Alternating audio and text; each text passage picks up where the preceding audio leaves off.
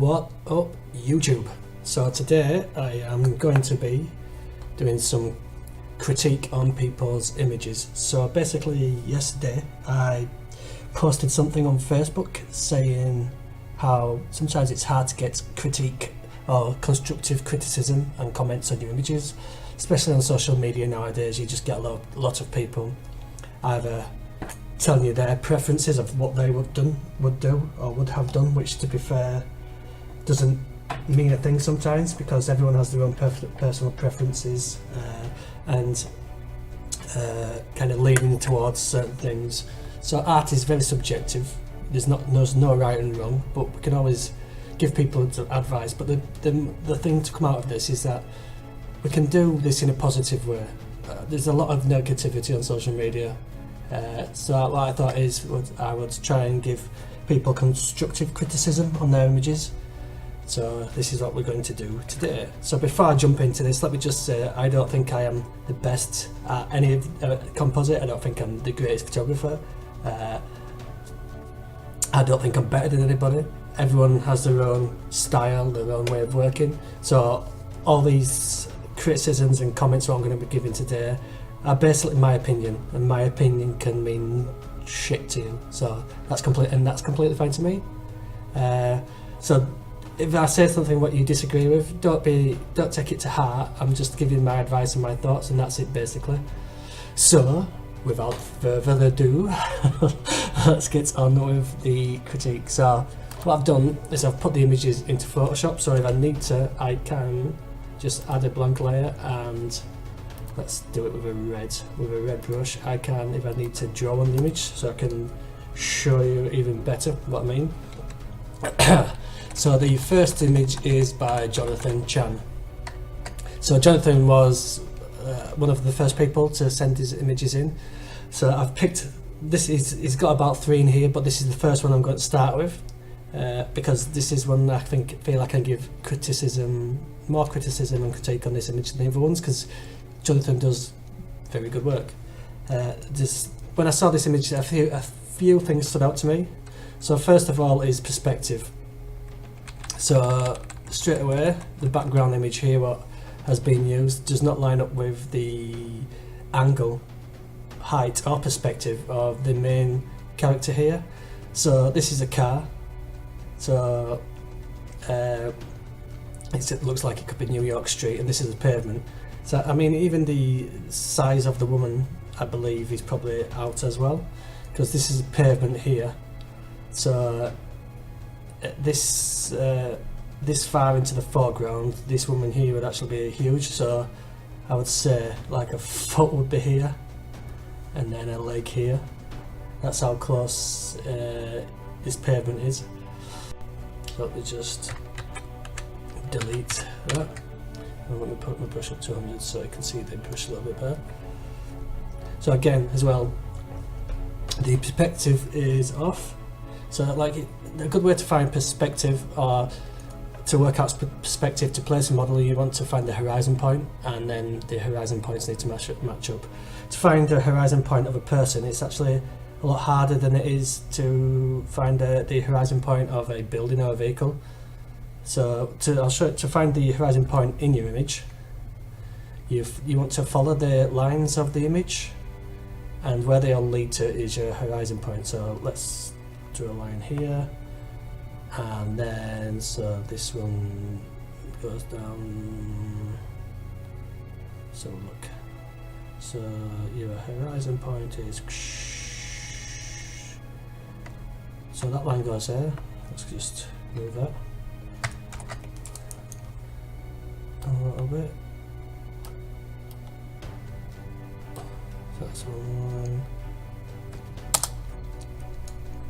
and then zoom in it, and there's another line here. So ding, and that looks to go down here. Let's just draw this across roughly. Dun, dun, dun, dun, dun. And then you have the line of the taxi here. So that goes down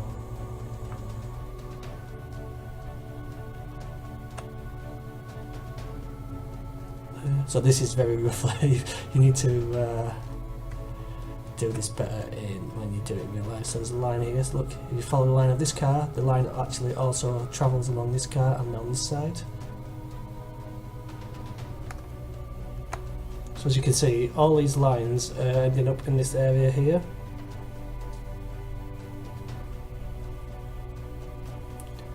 And again, there's lines here, so follow those lines down. That one goes off, actually off a little bit, I think.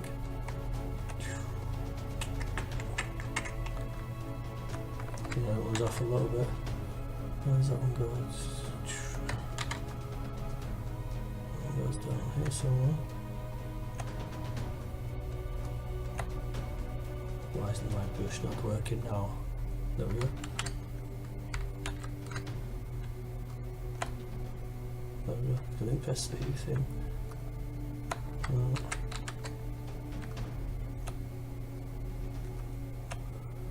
That's still not missing. So that one's missing, but you get the point. It is a lot harder to work it out than making it look, but you do need to just kind of follow all the natural lines of the environment of the back of the image. So I would say, like, where's that going? I mean, it's still on this kind of hitting the lines here. So, like, let's say roughly the horizon point is here. What you need to do then is, when you bring your model into the image, is you need to work out the lines of the model and work out where the horizon point is.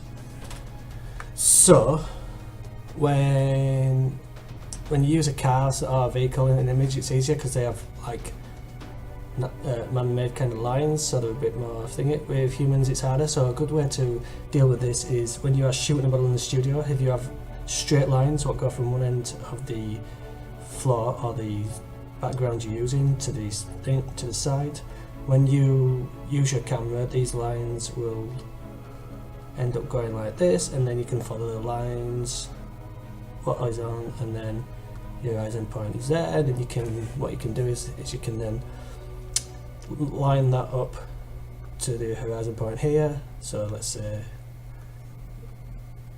your lines go this way. All you have to do then is just move your model car or whatever it is, just move that across to match the horizon point, and then you just need to resize.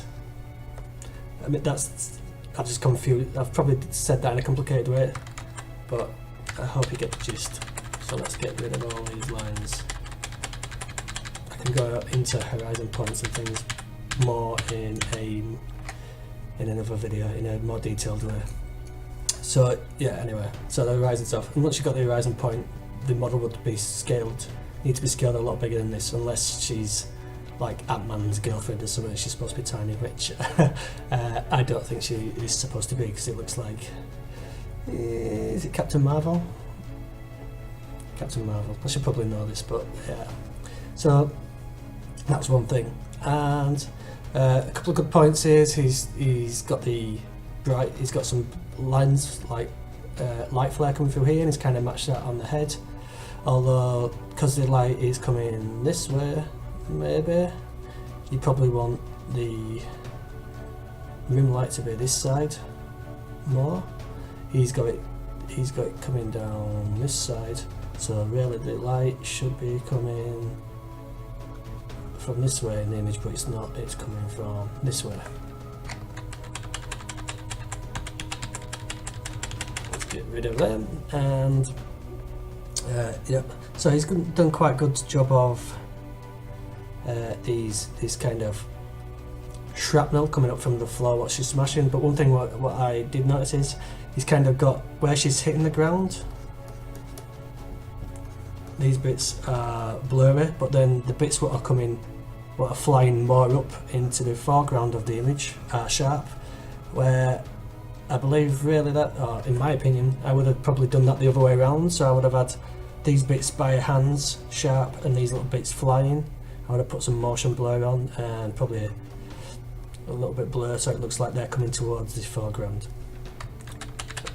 Cool concept, and I hope, and he did submit some other images which were very good as well. This one very good concept, just out with the background and the angles and a few other things. But again, this is a learning process, and hopefully, Jonathan, if you're watching this, I hope you've learned some tips there. So let's get rid of that one. So that's that image done. Nope. So the next image is by Chelsea Starling. Right. So let me just have a quick look at this image. So I'm trying to, I tried to not look at these images too much beforehand, so I can kind of do it on the spot. I mean, looking at this image, there's not a lot I think I can really say. She's got the reflection in there, and it's distorted to match the waves, to match the ripples of the water, and she's also squished it down a bit with free transform probably, which is also good. She's got a bit of mist here, which goes with the mist and the atmosphere in the background. Can't zoom in too far because I took these from Facebook, so to me the masking looks very good as well. The sky's pretty good. So let's see, what could I say about this image? So maybe the one thing I would say is, again, this is personal preference. When you're on about colours and things like that, like personal preference is hard to judge. So I might like one colour, someone else might like another colour. So like I maybe would have had maybe a little bit more blue in the model and the hair, maybe a tad little bit more blue in the rock, because the image has some kind of blue feelings. This is if it was my image.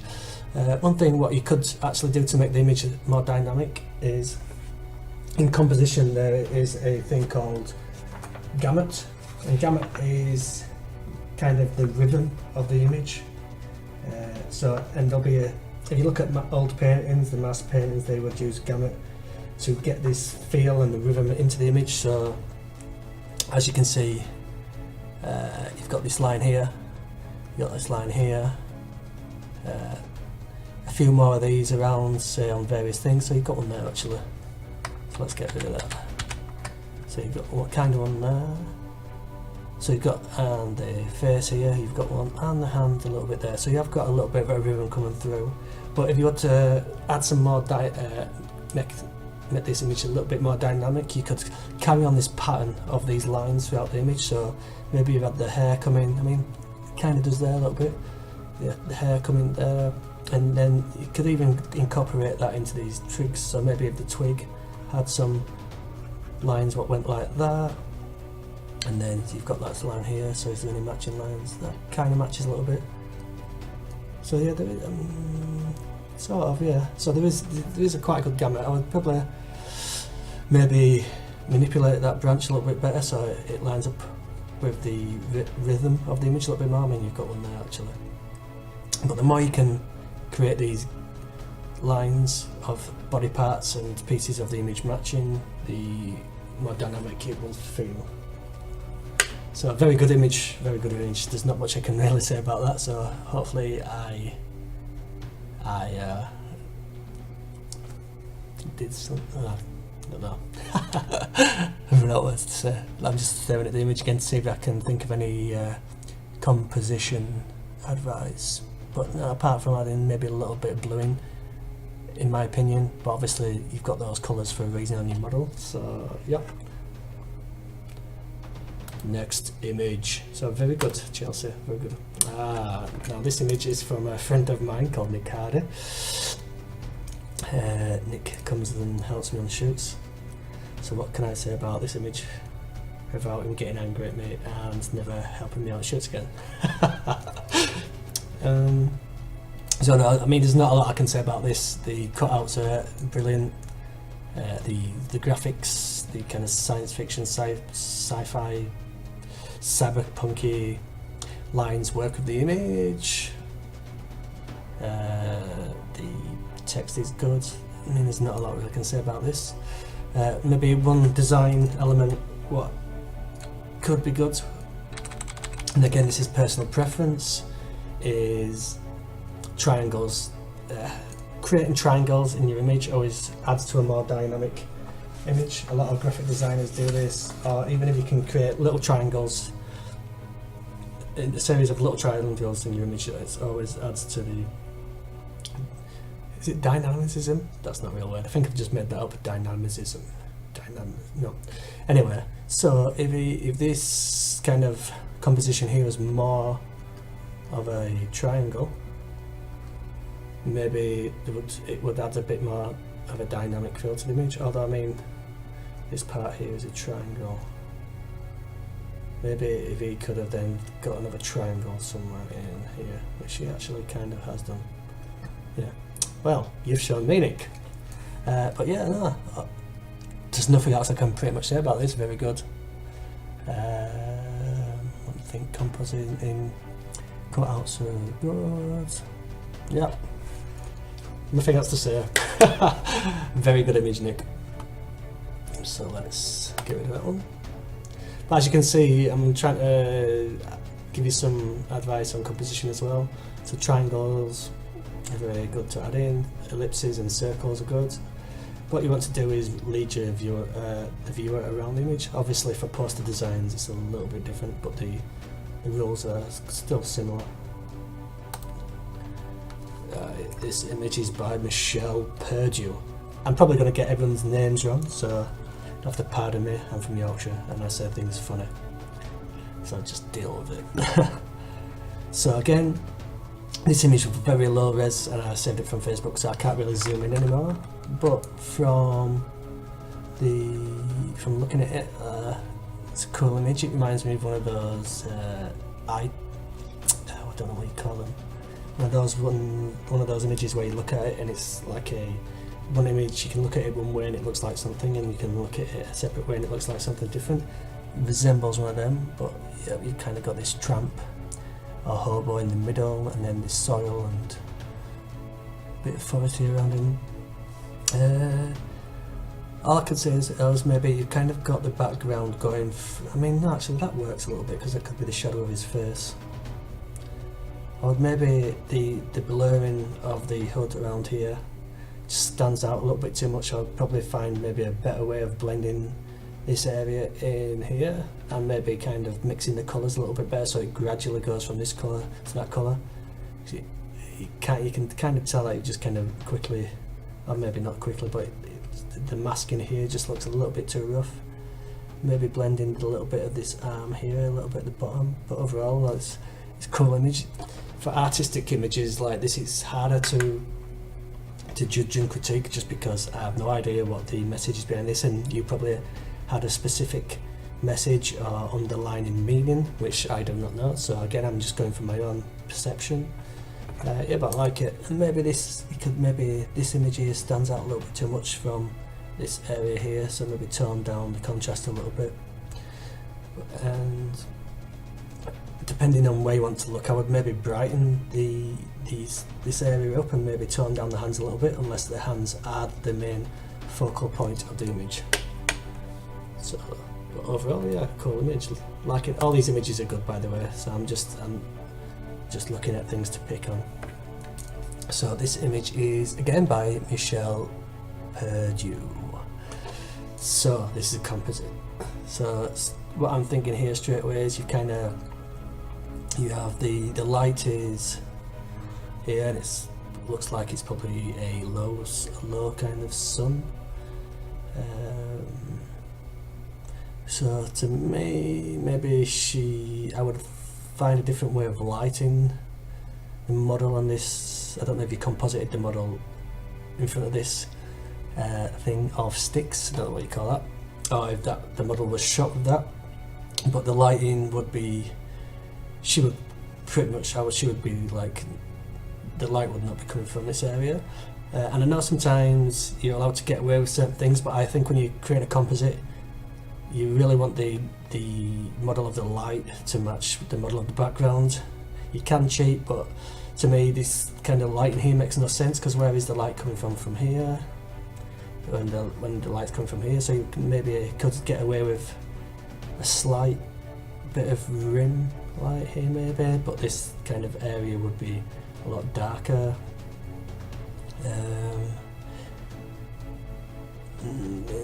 These little things here, I'm not sure what they're supposed to be. It could be supposed to be grass or something like that. For me personally, I would take them out. I think it'd be much cleaner with just the ice. And yeah, and here too. So let's just get rid of all these. I think it lacks a little bit of colour. I would maybe add some. It's quite cold, so I would maybe add some blues, and a little bit of blue into here, and then you've got the contrast of the complementary colours. So you've got the orangey yellow colour here, and then just find the opposite of that, which will kind of probably be a blue, a kind of blue or violet colour. And then you want to add that blue or violet into most of this. I mean, you've actually got a little bit of that there, so that kind of complementary to this. But then I would have added some to the rest of the image. You've got a little bit down there too, to this part of the image, so you've got complementary colours. Gamma, let's have a look. So you have got the line of this arm, and you've got the line of some of these branches, so there is a bit of a rhythm coming in here to the image. So the more of these you can get, the better. That kind of is one there. So let me squint my eye. So I mean, I'm squinting.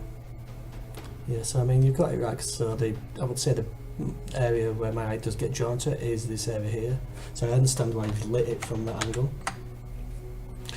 But it's finding a balance between making a realistic composite and also making an image what works in an artistic way, which is to lead your eye to the various points. But overall, yeah, a very good image, I like it.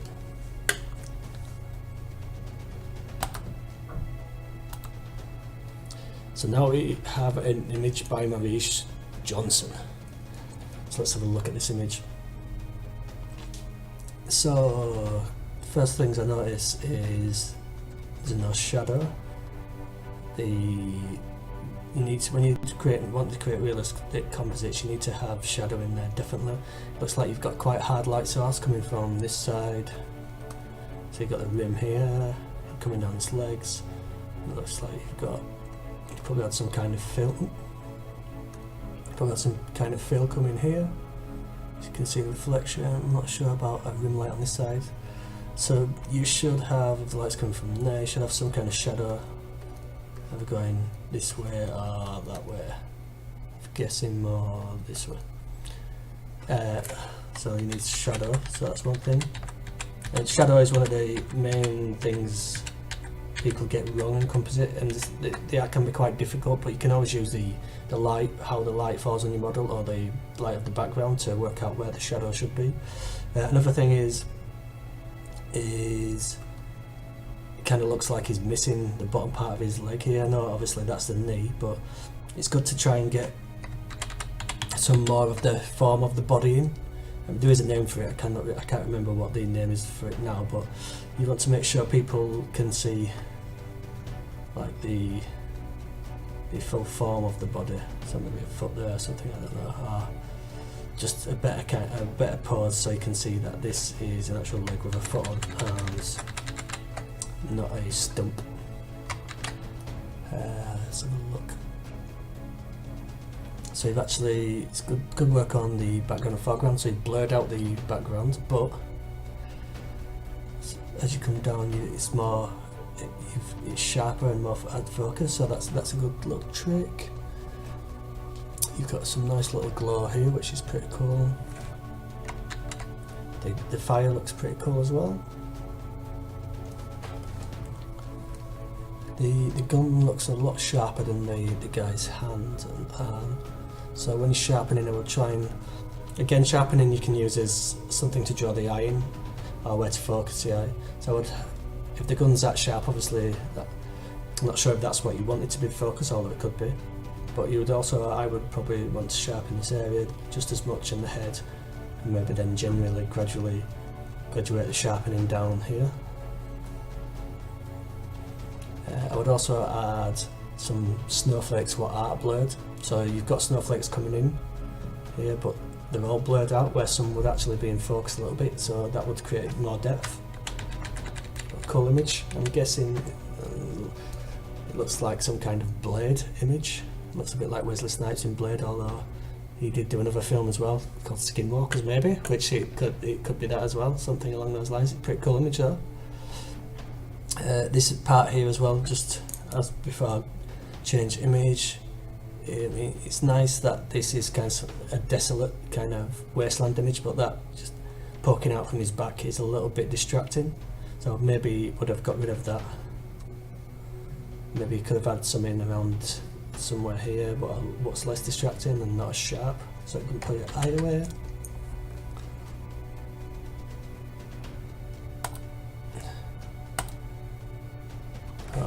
Right, so this, and there's no way I can say this name, so this is by Joyce, and I'll try and pronounce the last name, but I'm probably going to murder it. So Joyce Viswitha Hendrika Shavuet. Anyway, this is from Joyce, so cool.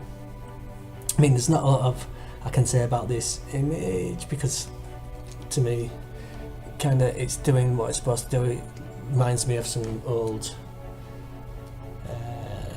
portrait from Victorian times, which I'm guessing that's what it's inspired by. So you've got the frame around which goes with the image, you've got the correct kind of style of dress, the correct look on the face and the makeup and the hair, and yep, the kind of eyes looking directly towards you. You've got the grain and the feel of the filmage, so there's not really I can critique about this. That maybe the only thing is what I would say is maybe these areas maybe you could tone down a little bit. They kind of drag your eye away from the model. Just, I mean, you don't have to get rid of them completely, but toning them downwards make your model's face the focus of the image. This here still I like, because it kind of adds to the aged effect of the image. But yeah, that's pretty cool. I like it. Not much you can say apart from toning those down. So the next image is by Jay Coy. Jay and me have a little Facebook relationship going on.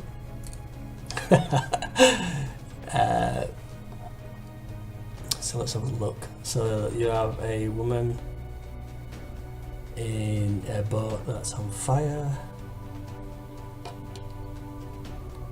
holding is that a mast? The mast of a ship. I was going to call it a stick, but it's called a mast, I believe, and a sail here. So let's have a look. I mean, the ripples of the boat are in there, which is good for composite, and you've got the reflection of the fire. Got some smoke. So this image feels very fine art to me. It's like something along the lines of Brooke Sheridan or someone like that. I would try and add for me I would have added, again personal preference, I would have added some kind of colour grading to the image. This area here, it looks like you forgot to mask away maybe some of the texture, or there's a layer here, it looks like straight line. I would have kind of tried to blend and match the colours of the various elements a little bit in a more cohesive way. So like I would have added maybe some a little bit of blues into here, same here, maybe here. And again, images like this, it's all about story. Obviously I don't know what the story is in Jay's head, because he's a deviant. After the comments he leaves on my Facebook, I believe he's a deviant. So if it was me, I would have maybe added something to these sails to add to the story. So maybe like mid the sail, maybe so it had the design of an old map on, so like the Atlas of the World on here or something. Maybe tone down the texture a little bit in some areas. Yeah, and not what else can say. Again, it's hard to critique fine art because it's it has different set of rules to like composite and kind of more realistic, photorealistic composite and things like that. This is not going for photo composite, so you can get away with a lot more of artistic merit. Is that the word? Merit? You can get away with more things anyway. But just because it's Jay's work, I'm gonna add a little design on for him.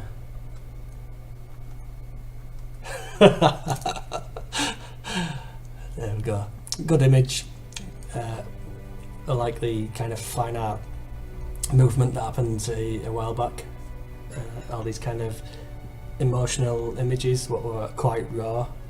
Again, Brooke Sheridan, I don't know if you're pronouncing the name right, was kind of the person at the forefront of that.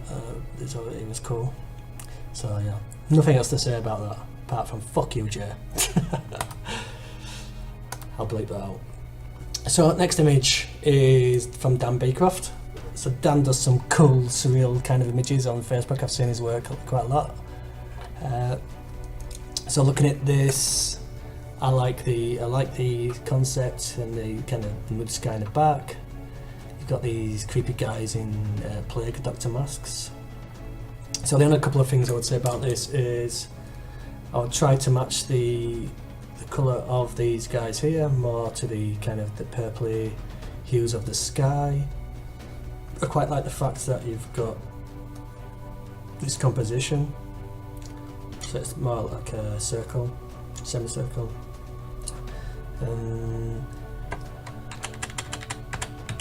One thing I would also do is I would have maybe added shadows in from these guys. So this guy here, I would maybe put some kind of shadow, just so it has a bit more believability that they're all in the same image together. So again, a little bit there, maybe a little bit here. Again, a bit of shadow here from this guy. Again, shadow from there, maybe a little bit, just darkening those areas. But great concept, really liking that. And the final image is from Randy Lacey. So this is again looks like another poster of the movie The Secret Lives of Mermaids and Dolphins. So again, it's harder to critique posters than it is when you're trying to make photoreal composites, just because they're a bit more in the graphic design world. So there's more things allowed in graphic design posters than there is in when you're trying to create photorealistic composites. So for me, overall the image is doing what it's supposed to do. I quite like the image. It feels like maybe there's too many elements in, so there are too many things fighting for your eye, although it does keep your eye looking around the image. I quite like this here, so you kind of got this shape here as a frame to keep your eye in this area. This part here is a bit distracting. When you close, just like squint your eyes, that kind of sticks out, so your eye goes up to here. I would have maybe colour balanced a few areas a little bit different, so I've added more blue to this girl and maybe some more blue to these areas around here, a little bit more turquoise, just matching the elements of the water so it looks like it's underwater.